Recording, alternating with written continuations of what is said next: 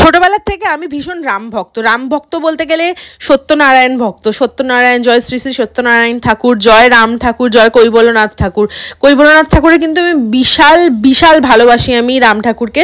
তো সেই দেখো না, রাম ঠাকুরকে যে বেশি ভালোবাসে সেটা হচ্ছে বজরংবলী। এখন কিন্তু আমি বজরংবলীরও ভক্ত হয়ে গেছি, ভীষণ ভালো লাগে। আর এই জিনিসটা কবের থেকেই ফিলিংসটা আমার মধ্যে এসেছে আমাদেরকে বলবো, জবের থেকে তোমরা দেখেছো পুরীতে হচ্ছে যেই কানপাতা হনুমান মন্দিরে গেছিলাম, তারপরের থেকে কিন্তু আমার বজরংবলীর প্রতি একটা আলাদা ফিলিংস এসেছে। মনে হয় যে বজরংবলী মানে মঙ্গলবারগুলোতে, শনিবারগুলোতে হনুমান চালিসা পড়ি, সেই ফিলিংসটা তখন কিন্তু এসেছে।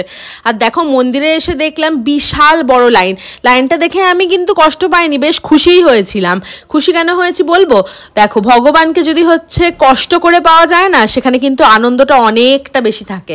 দেখো লাইনটা টুকটুক করে এগোচ্ছে আর আমরাও টুকটুক করে এগিয়ে কিন্তু এই মন্দিরের ভিতরে ঢুকে পড়েছি। এটা হচ্ছে মন্দিরটা এইভাবে সুন্দরভাবে সাজানো হয়েছে। মন্দিরের ঠিক অপোজিট সাইডেই কিন্তু একটা মাঠের মধ্যে সমস্ত জিনিসপত্র নিয়ে বসে, ফুল, বেলপাতা, তুলসী পাতা, পান পাতা, সমস্ত মানে বজরংবলীর পুজোতে যা যা লাগে, যা যা তোমরা নিবেদন করতে পারো তেমন সব জিনিসগুলোই কিন্তু রাখা থাকে। আর দেখো এখানে আসন রাখা আছে, কেউ যদি চায় ভিতরে বসে হনুমান চালিসাও পড়তে পারে, ঠাকুরের রাম নামও জব করতে পারে, এই সমস্তটা কিছু কিন্তু করতে পারে। দেখো আমি লাইনে একটু এগিয়ে আসার পরে পিছনে ফিরে যখন দেখছি যে বিশাল বড় লাইন।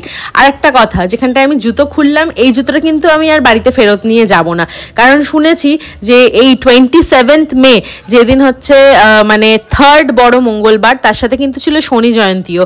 তো এই দিনে হচ্ছে মানে বলা হয়েছে যে তোমরা যদি হচ্ছে যে জুতোটা পরে যাবে সেটা হচ্ছে যেন রেখে দিয়ে চলে আসো, তাহলে তোমাদের যত খারাপ সময় যত কিছু আছে সব কিন্তু তার মধ্যে দিয়ে চলে যাবে।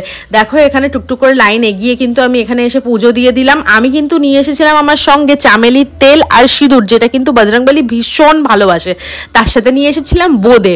তো এইগুলো দিয়ে কিন্তু আমি ঠাকুরের পুজো দিলাম। আমি আর ম্যাওই এসেছিলাম, ম্যাওয়ের পাপা আসতে পারেনি, কারণ তখনও অফিস থেকে ফেরেনি ওর পাপা, সেজন্য আমি আর ম্যাওই এসেছিলাম। বাট হ্যাঁ, হনুমান চালিসাটা আমার মন্দিরের মধ্যে বসে পড়া হয়নি, আমি কিন্তু সেইগুলো বাড়িতে এসে পড়েছিলাম। তো তারপরে দেখো এখানে কিন্তু আমি প্রসাদটা সবার মধ্যে ভাগ করে দিলাম।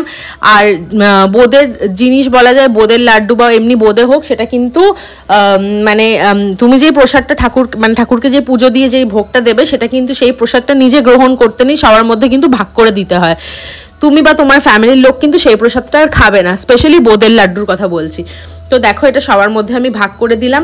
হ্যাঁ, আর আরেকটা জিনিস তোমাদেরকে বলে রাখি, এইটা হচ্ছে কোন জায়গায় বলো তো, আমাদের এই বজরংবলী মন্দিরটা কিন্তু ভীষণ জাগ্রত। আর এটা হচ্ছে কেন্দ্রীয় বিদ্যালয় স্কুল, যেটা ঝাপেটাপুরের ওইদিকে আছে, তার থেকে একটুখানি এগিয়ে কিন্তু এই মন্দিরটা।